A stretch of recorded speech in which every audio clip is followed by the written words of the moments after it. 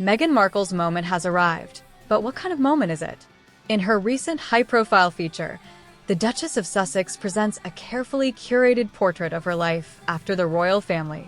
She speaks of mistakes, of fortified boundaries, and of the burden of perfection, offering what feels like a candid glimpse into her world.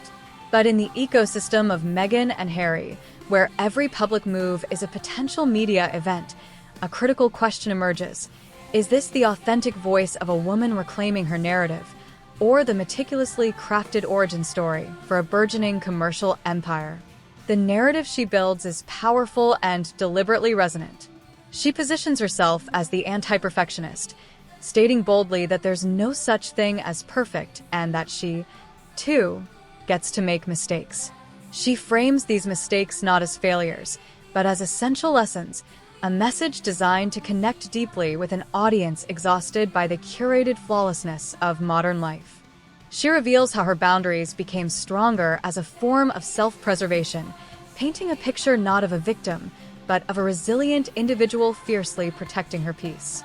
And at the center of it all is the image of the devoted mother and wife, using anecdotes about her children to illustrate her philosophy on growth and gushing about Prince Harry's bold and unwavering love, reinforcing their relationship as a sanctuary from the world. Yet, this personal story is inextricably linked to a business strategy. This feature acts as a powerful launchpad for her commercial ventures. It prominently showcases her new lifestyle series, With Love, Meghan, which presents her in a sun-drenched, Nancy Meyers-esque California home, engaging in the very domestic arts, cooking, crafting, gardening, that her brand, American Riviera Orchard, is built upon. The brand, which sells scented candles, preserves, and wine under the tagline as ever, is selling more than products. It's selling the exact aesthetic and philosophy of curated, authentic living that the interview so vividly describes. So, where does this leave the audience? Can you truly sell authenticity? The case for genuine self-expression is compelling. The themes of social awareness and the pressure of public life have been consistent threads in Meghan's story for years. The emotion describing her childhood and her empathy for young girls feels specific and heartfelt.